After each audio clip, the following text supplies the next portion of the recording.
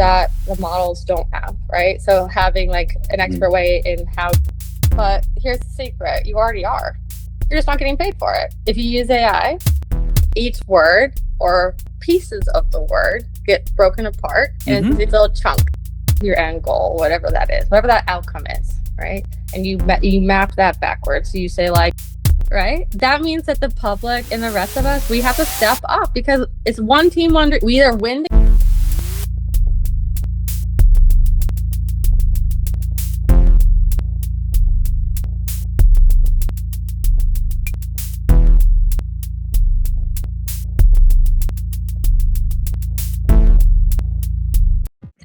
All right, we're rolling, Jess. Guess what this is? This is episode 5 of The Bohemian Swarm. That's right. Hey guys, everybody, this is Thomas Ott. I am now founder of North Point Intelligence, and I'm here with my co-host, the lovely Jess McDonald. Jess, how the heck are you doing today? I'm doing great. I'm excited to chat about, with you and AI and all things topics, Oh, most definitely. I have been thinking a lot about, I think was it episode 3, where we talked a little bit about that race to the super intelligence, and we talked a little bit about super users being paid to train models and what have you. And I've been coming back to it. It's been kind of in the back of my head for a while, right? So why don't you tell, for anybody who hasn't watched, first of all, if you haven't watched our YouTube videos on Bohemian Swarm podcast, make sure you subscribe right now and get over there and watch the other ones to get on top of it, because we're moving at light speed here. We're only covering like 1,000 topics an episode. So if you need a crash course, Exactly, right? What to go deep on. No, exactly. So Jess, you want to just catch up some of the viewers that are maybe new here on what we were talking about, the race to super intelligence before, and what about super users? What was that? What's that whole thing going on about that?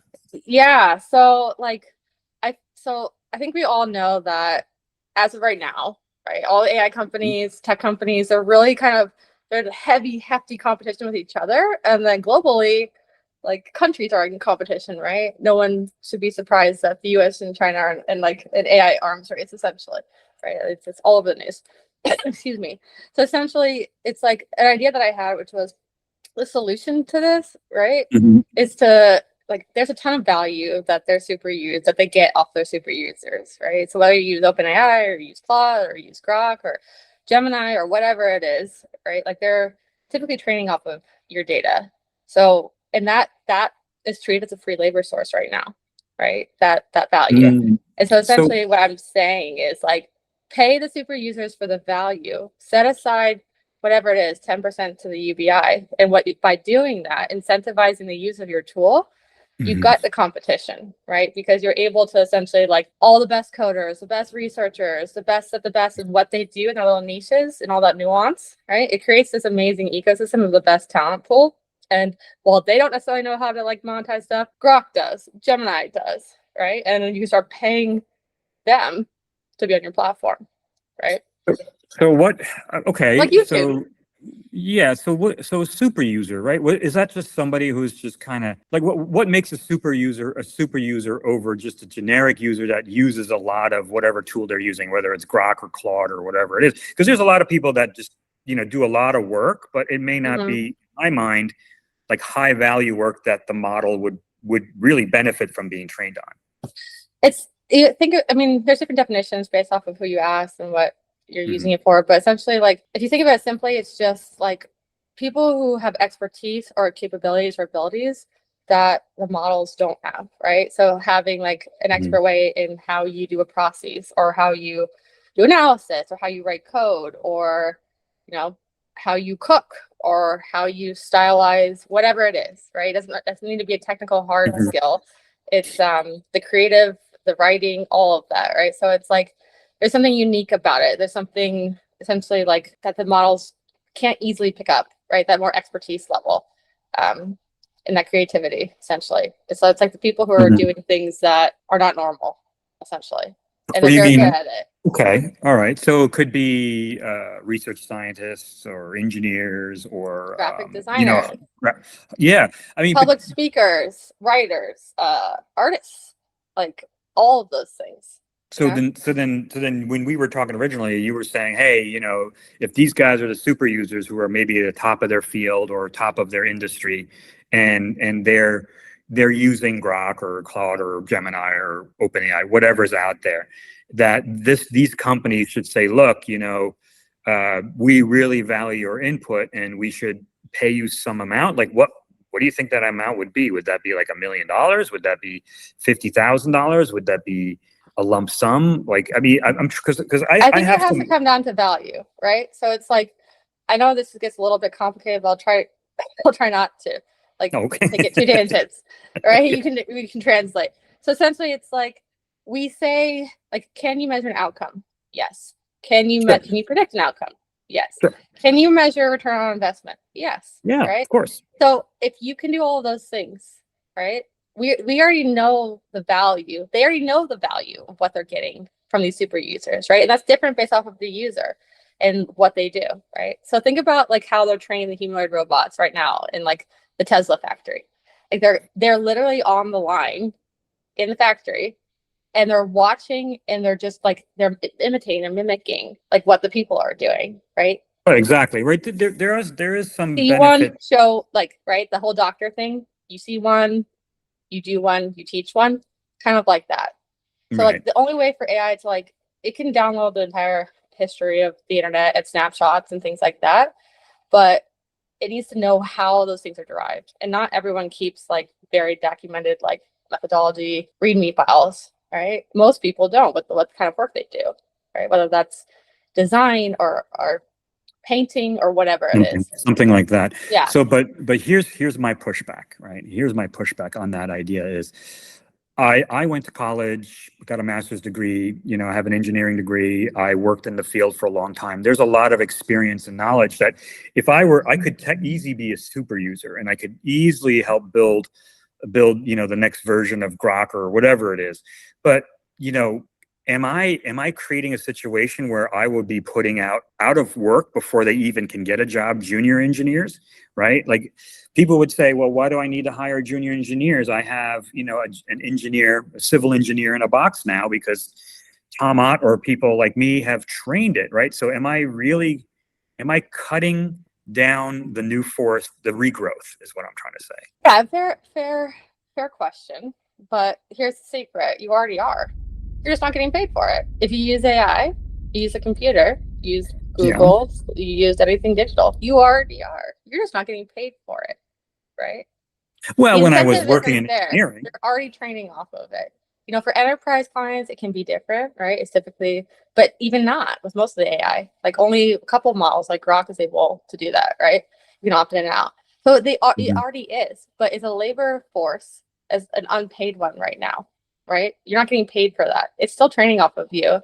It's just if you're using it or has access to like the internet and you put stuff out there, but you're not getting paid for it. So it's like they're in this competition. They're not in, like, we don't have the policy in place to like incentivize them to work together collectively for like the national win, right? So it's like we have two different kind of wars going on, right? The war of the corporations and the war globally for power and control, right?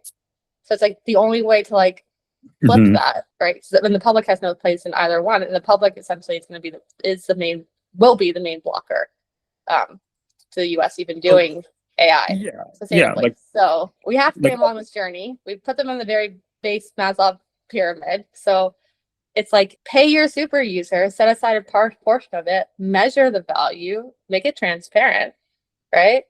And it's like you have to incentivize the behavior that you want to see. And if labor is being replaced, right? We got humanoids coming out next year and stuff like that. That comes down to a whole thing of like taxation, right? It's like perhaps we should be looking at capital, not at labor, human, right? Because you tax based off of labor. Now we're changing that equation, and we don't have any of these questions answered yet. So it's my way of trying to make a positive incentive play, because it would work. You would gut your competition. You would attract all of the best talent. You would get even more value. And in the ecosystem of all the different talent together, right? All those different skills, right? That becomes increased exponentially more valuable monetarily. So yeah, you actually bring up a very good point, and I want to kind of go down this path a little bit. It's almost sounding like there's a policy that's needed. Like I've seen it. It's been bandied about before, right? Because you're right. You said we're now transferring. We're becoming more maybe humanoid robots. We're becoming more AI driven, less needed for labor of actual human beings. And people have been losing their jobs due to AI. There's no doubt about it. For whatever sales and marketing job stuff, numbers. We talked about that. Yeah. we talked about that, right? So the thing becomes, well, then do we start taxing the AI and the humanoid workforce that's coming to replace us? Because people, you can't just be like, hey, I don't want to pay any taxes, and I'm going to be building everything for everybody, but nobody can buy anything because we're all starving, right? So do we need a governmental policy to say, if you're going to be knocking out 10%, 20% of the workforce, or you're building all this humanoids and automating all this stuff, you will need to have a UBI tax to give everybody access to clean water, food, housing, all those different things for basic human necessities. You think we need a policy like that? I think we do. I think we all know that we do, I think it's just we do, but we have to do it. No, it's not going to happen, right? Because of the way You don't think the so? incentive. No, because of the way that our system is incentivized and built, right? And then some of the policy decisions that we made from like 60s to 80s that like essentially took the balance out. That's why it's like this, and it's been so ever since. So it's like we're not incentive, like you can't. It's like Newton's law, right? What's going to change that dynamic? So someone has to leave the orchestra. You have to turn your back on the crowd, right? That's why I think Elon's going to do it. And it's like you have to change the dance. You have to change the tango. You can't keep doing the same tango and expecting the same outcome. Right, but you have to understand though, if you can take all of their best super users, you bite that bullet, because the money monetarily that you'll gain from it is astronomical. Even if you said, hey, we're gonna pay you, and like what we keep like 10% of what we would pay you for innovation and improvement or whatever to develop the company, the platform, whatever, 10% to the UBI. And the rest is yours or something like that. It's like you're going to drive everyone there. And whoever does it first, it's a winner take all kind of game. Whoever does it first will drive the market, right? Yeah, I understand. But you have to get the public to do that. You'd have to fill the role that government's not filling. So we also know that it's going to happen. And every major, whether it's like Keen and like all these other guys saying it, right? It's like we're looking at if history is right and it tracks, we're looking at significant civil unrest as this happens. And so these guys are incentivized to avoid that. So why not give it a whirl? It's not going to be perfect. I mean, I look at, and it goes back to what we talk about, moving fast and breaking things, and I understand that philosophy, and I kind of live a little bit of that, but you can't break people's livelihoods and not expect them, as you say, to really get up in arms, right? But make them part of the solution. If every data center built in a town, like 10% of the ROI went to the town and improvement of the town, Well, then, like casinos, like Indian casinos, think same thing, right? So it's like that way you're getting paid a ton of money just for living there because it's there. So if you don't like it and you don't want to live there, right, with your kids, you can move away, and someone else will definitely want to move there and get that money. So it's create the incentives for the behavior rather than just Yeah, I don't mean to interject, but you said something that reminded me of when I lived in New Mexico. So in New Mexico, there's a lot of the Indian casinos, right? So if we want to use the correct term, indigenous people, right? My apologies. But so what they do is they remove, they have the operating costs, and they remove the operating costs. And then twice a year, if I remember, I think it was the Isleta Pueblos. I used to work with somebody from the Isleta Pueblo, and they would get twice a year, they would get a fat check. It was distributed, the profits were distributed among the entire Pueblo members, right? And they would go out and buy trucks, and they would spend the money.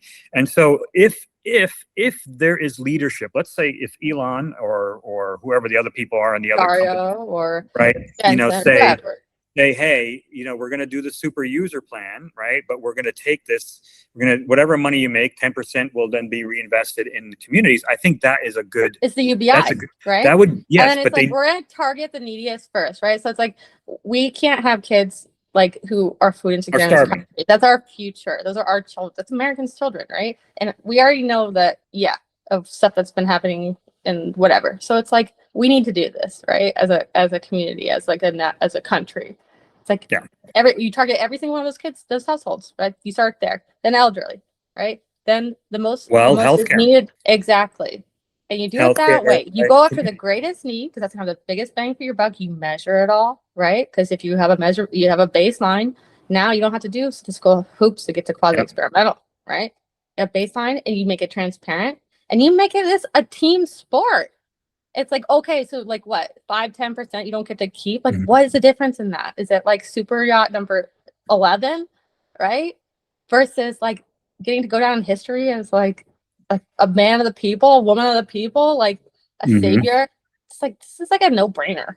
I just don't think people think this way. So no, and I like that. So this is where we would need the leadership on all those guys, right? And quite honestly, there's a lack of a lot of women in the voices as well too, because when you have a community, right, you have men and women. There's different needs, different requirements, but a lot of the women are behind the scenes. Like, look at the chiefs of staff of some of these guys and stuff, and who their inner circles are. They may not always, but there are some smart women up there. So the smart women are pushing the guys out to take all the heat and the bullets. Is that what's happening? You don't want to be the face. Don't you watch Shonda? Shonda Rhimes? You never want to be the face. You want to be behind the scenes. Okay. So I guess the moral, so kind of winding down this topic of the super users. So I could be for it in the sense that I would really need to see how this feeds back into making a community better.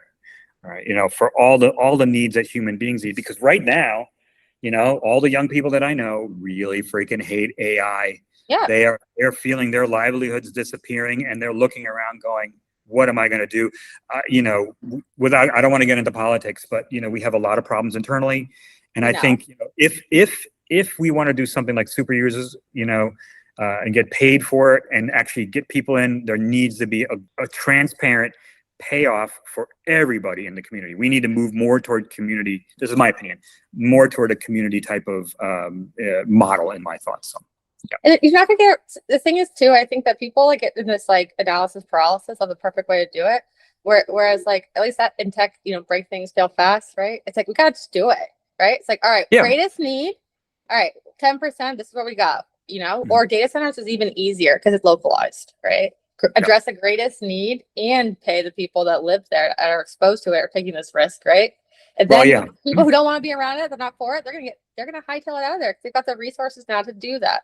Right. And the people who want to be around it and want that are going to be coming in. Just like create the environment in which you can succeed with the least amount of barriers. And then you don't have to worry about your data center, right? You've got an entire community looking out for it, advocating for it, protecting it, right? Because it's a critical resource to them. It's benefiting them as well. Same thing with super users, right? You want to change the way that the next generation sees this. I mean, people would rather go back to the Stone Age than like live as captives in a surveillance state with no freedoms, right, like that. And so that's kind of like the two options that are being presented to the public, and that's ridiculous. Let's give them alternate options.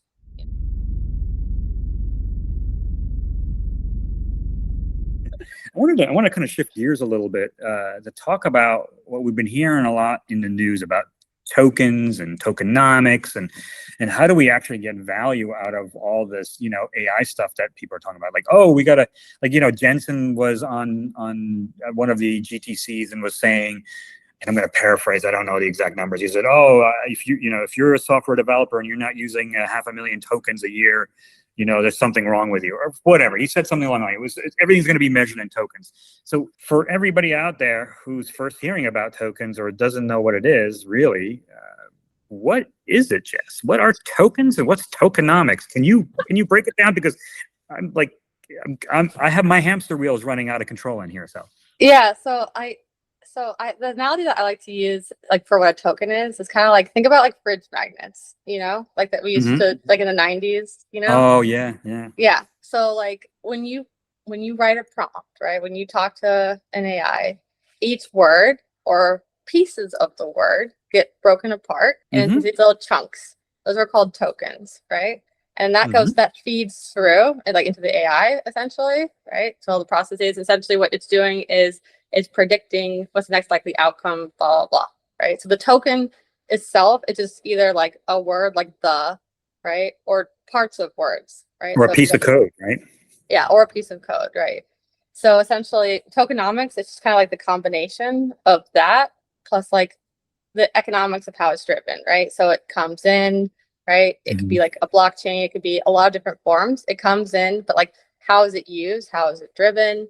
Right? Like how it's distributed, how is it incentivized, and like what's the cost of that? Like, can we actually derive costs and value from these tokens, right? And that's been what's been on Bloomberg and stuff lately, right? Oh, Yeah. you can't do ROI of a token.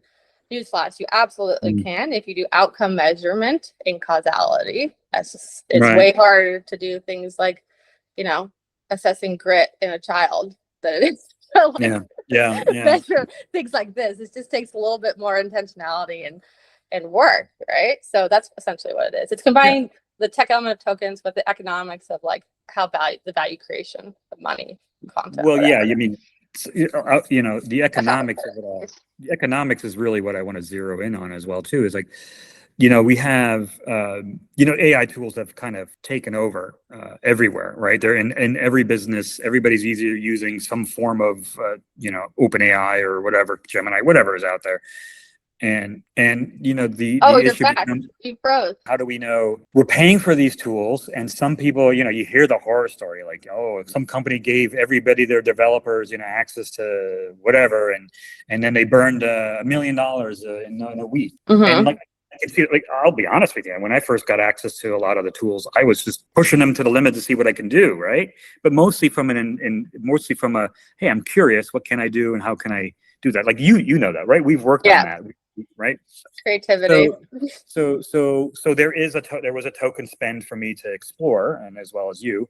But the question becomes, if I'm a project manager and maybe I'm developing a new application for a Fortune 100 company, you know, and I have software developers and I have other people on the team, you know, I'm a project manager. I have to track deliverables and different things. And now I have this token spend that I need to watch out for, right? Like, what's a way to measure like the ROI of that? How can I say to my boss, who's going to be like, Jesus, the project may have been on time, but you blew the budget from all these tokens. What were you doing? Like, you know, can I actually show some rate of return on my investment? Yeah.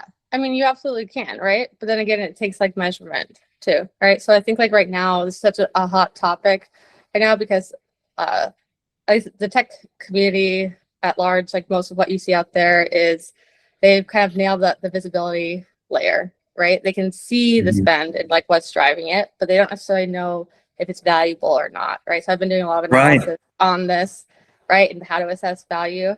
And essentially, like the way to do that is like you start with your end goal, whatever that is, whatever that outcome is, right?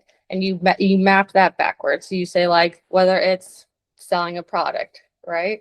And it's like other components to that or sub outcomes to that. You map those out underneath, and then like what data like drives those, what outputs, inputs, activities, etc. And you map it all the way down, right? And then you overlay the systems and the infrastructure and the licensings and the software, right? And you build this map, right?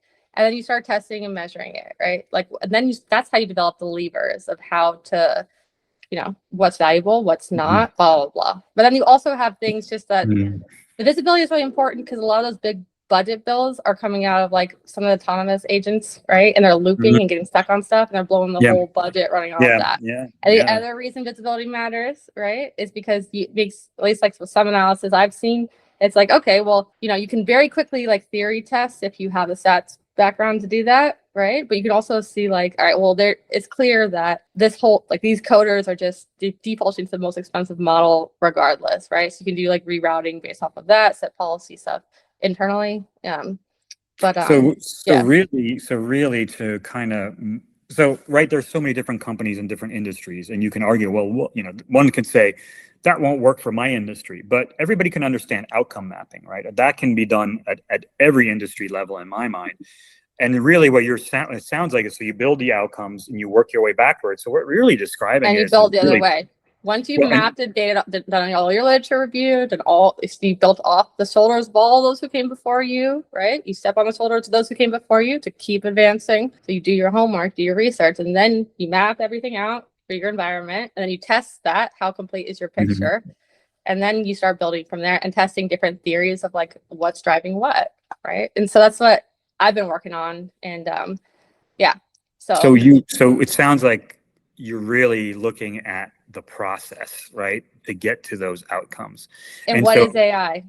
deeply, yeah, well, I mean, I've always said that, AI and machine learning is really great to help you optimize processes. But remember But it is a Hudson process said, itself, right? It's a right? system integration. It's not an individual product. It's not an output, right?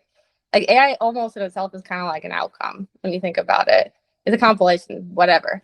So it's Yeah, it's like, not really a yeah, product. It's you not look really at a the product, process and the flow because that's what it's doing, right? right? Because that's what it is by definition. So I want to kind of go back to one of the episodes we did before with Sachin, where he was talking about you can't slap an AI process on something on a compound fracture, right? When something's so broken, right? Yes. So really for companies, so it really has to be, you can't just slap AI and just say everybody's going to start using AI and they're going to think that they're going to move the needle in whatever outcome, right? What they're going to make more money, whatever it is. And that's why those projects fail.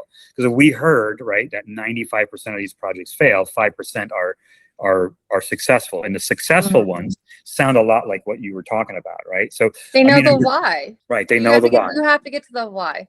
AI is not like like AI is just like if you do it and you don't have a clear understanding of your Mhm. environment, what you're trying to do, what your goal is, and where you presently are, like present state, like your data in-house is not like cleaned and usable, and you know what I mean? Yeah, yeah. Then yeah, so essentially companies are skipping the steps that most companies, because they don't know to do it, right? Because you do it in academia, you do it in medical, you do it in NGO work, whatever. We don't do it in for profit, but we will start doing it for profit. Like that's my guess, and it'll be a lot easier because we have AI to help us do this. But it's Yeah. you have to get your data and understand your own environment.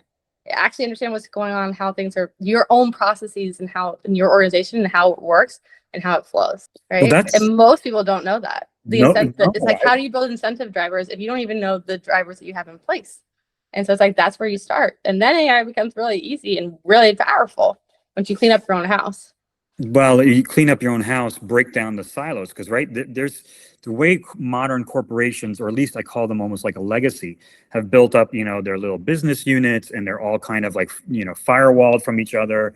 It's IT is reactionary. separate, right? It gets added. You buy another company, they merge, whatever, but the Yeah, silos all remain, right? Because you're never intending, and it makes sense by like this is the nature of how companies form and start and grow, right? But at a right. certain point in time, like that, it recalls for you to like essentially just pause. What's our system? How does everything flow? Every element of how Yeah, you but work that and sounds like a processes very department is not though, right? that sounds like a very pragmatic approach, though. But how many companies actually do that? That's what I want to None, but not none, some, know. right? Some. There's sectors that do it, right? As like just because they always have, right? So it's like because you have to have that level of rigor because lives are on the line or whatever, right? So their incentive systems have done that. Not that they don't have problems, but I think it's something that's going to it's going to start happening because the ones that are winning with these successful pilots and stuff are Yeah, the ones doing this. Why is workforce AI such a big thing? Why is AI right now like such a trend, right? Is because it's yeah, all this stuff.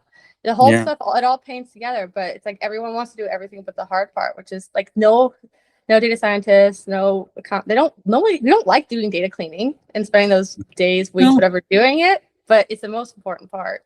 And that's why you QA it and you have other people check who are other eyes and blah, blah, blah. I mean, I'm working, and you brought up the data cleaning thing. So I'm working on a project right now where I need to build an agent to do the analysis of like a data pipeline, to check for messy data and all these different things, right? So this is where like the AI agents, where I've seen some really good promise. And I know we were talking about tokenomics, but when you start looking at it, messy data is always going to be an issue, and companies have tons of it, and they have it in unstructured format and structured and semi-structured, and just a mess from mergers and what have you. Like this is where these I think the AI agents, a process optimization agent, could really be helpful to look at the whole thing holistically and say, here's how you would optimize. And I do this already for other projects, right? I say, Yeah. hey, look at all my data files, look at everything that I have here. suggest to me a better way to optimize this, right? Without data loss or without, any type of thing. And I think building something like that would behoove any company to start out with and then spend the tokens, because whatever you spend the tokens on, it will definitely give you something that can move the needle, right? Then that's your ROI. That's your Yeah. I think your But point if you about have measurement in place, right, like a baseline, then you don't necessarily need to you don't have to retrospectively get into it, right? So it's like, yeah, have your visibility layer and stuff. But like there's a lot of startups and a lot of people who are working on this problem, and like it's crackable, right? Like some of the stuff that I've seen, the product I'm working on, you can do this on-prem, you can do this in the cloud, and you do it can anywhere. validate the levers and build those like mathematical, like statistical models that that I run and that I do in any context, right? It's almost like an intelligence layer that you overlay on it, right? So it's definitely feasible, and it's coming, but it's going to be a big shift, right? Because it's like having to think about it's changing processes for organizations, right? Yes, and that's the hard thing, And that right? culture shift change is very challenging. Like I remember, like in 2019, I think, like I was at Compassion, and like I was working on this like global growth model. So it's like predicting, where we should grow, like using mathematics and our data and external data, like, and triangulating to say like, all right, we should, grow within this country, or we should target this country, or we should like redirect resources based off of actual need, but also the impact that they were having historically, right? So incentivize the good programming, the good whatever, right? And it was funny because I went to like I was meeting with the the leaders, and I asked somebody, I was like, so who's in charge of like the incentive design, of like, because every time money passes has to change hands. And yeah, even at like an amazing organization like Compassion, right? Human error, whatever, It happens. Things happen. Like, so who's in charge of like of monitoring and like building design and incentive system for like and everyone looked at me like I was speaking alien, which happens a lot, but they're like, well, you are now. So I was like, okay. Well, I'm the real alien. I'm the nerd alien. Yeah. So. Right, but that was a totally like revolutionary concept for them, right? And it wasn't like I invented it. I just read too much, So it's like, it's just like that's all this kind of stuff is. It's just like you take you expose yourself to too much information, you piece stuff together and whatever, right? So that's the case, but now it's like for all of the for-profits, Fortune 500, everybody, right? It's like, oh, are we incentivized? Like, and how do we know? Right? Oh, well, you can check. You can know what you're doing is working, or if the environment has changed, right? If that need that you were addressing with this action or with this program or with this policy is no longer needed because something in the environment changed, right? Well, that was the linchpin and like why we took that methodology that like we developed there and we taught to USAID and stuff, right? Because if you can take your internal data and you match that with the external environmental data and you do it at all the levels, like global, from national, top down, regional, local, whatever, and you look at all your indicator flags, which direction they're pointing, are they all together or how many or whatever, right? You can reallocate and your efficiency of your resources goes up like 1,000,000-fold. It's crazy. So this, let me ask you this is now a strategy question, right? Everybody is talking about, AI the agents will become digital workers and they'll be somewhere in the pyramid of working, right? You think it actually would make more sense if these AI agents are really on the periphery, monitoring, all those different levers, right, for an organization, making suggestions for optimization, right, making suggestions on how to do things better, maybe reorganize the workforce or redeploy them in better ways so that the company can move, right? I mean, it's a ship, right? Like a company is a ship, and we have workers that are rowing and they're doing different things, but then, who's at the helm, right? Is it going to say, look, there's a storm coming, go the opposite way, or something along the line? Do you think should the AI agents be more on a strategy side of things to help the company grow, or should they really become AI workers? No, I don't think so. I mean, this is what I think. I think this whole like generalized knowledge thing, this race super intelligence, is like ridiculous and like silly because what? Tell me how you feel. Tell me how you really. Because it's like if you think about AI, right, and the way that it works and how it functions and like what it is. Like, it makes sense as humans for us to make these like super workers at one thing, right? Whether that's physics, right? Economics, art, not art, right? That's way too broad, but whatever it is, right? We need to have, if we were doing this, if I was like getting to say, I'm a master of the universe and I get to tell you how to build AI, right? It's like, I would say, get away from generalized, drop it entirely. We don't want that, right? We want them to like, we want different disciplines, and your human's your orchestrator. And the education for the human changes dramatically as well to be the orchestration strategy. But that's where our unique value prop is as humans, that in the creation of new atoms. But let's not go to the doomsday scenario quite yet. Yeah. So in my opinion, that's but not for strategy and stuff like that. That discernment, they're not even like close to where we are at. Even with the causal retraining stuff, whoever the models that do that, they're still not even close to a human's level of discernment. Right. Which kind of ties into our previous conversation about the super users, right? Hiring those people the brainiacs to help kind of build that. But the thing is, they will be work, and like it's not like a matter of if or when, right? We're already seeing it in the labor numbers, right? Yeah. And essentially, like, it changes how we need to be educating the public, and like and all those other things, right? And like our economic system, everything. Yeah, right. Not every person in this country can be an AI orchestrator, right? Like my father used to say, the world needs street sweepers too, right? Because everybody has a place in the community and in the society. So, like, there's going to be people who like working with their hands and they want to be in a workshop, and maybe they're building windows or they're building furniture or what have you, right? I think, those people may not really touch AI. They may be affected by AI, right? But they may not touch it. So how do you, will those people be left behind? That's really my question. Well, I mean, I think it also goes and we don't have a plan right now, right? Yeah, right. Okay. And it's already releasing out, right? And that's why I think lots of people are getting so vocal who work in the industry and stuff like that, because it's like, we're Americans, and we love this country, and like, and we can figure it out, right? And I know that we can figure this out, but like, we have to be able to talk about it and come together and figure it out, right? And we can't say like 30% of the population is like super interested in this, and it's probably not even that high, right? It's like of use, it's much less. Maybe right? It's like 5%. Yeah, or less even. So it's like, of that, like, if we're gonna change like the entire way that modern society functions without like the input and like ensuring at least better off than where they are, right? An improvement of like, we need a reboot, we need 2.0. This country needs one.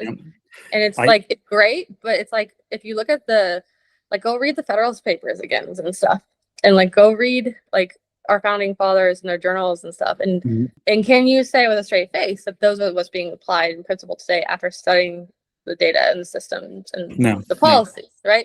It's not saying that anyone's bad or what, or it's not about the blame, and we have to drop that from our narrative. It's about the solution. You have to be able to face things to be able to rebuild them, and we're terrified to do that as a country. And so it's like, but it's so silly, because that's the way out for like what we all want. So why aren't we doing it, I want to kind of make this point. I really believe that our country, the good people in our country, are really like a hornet's nest, right?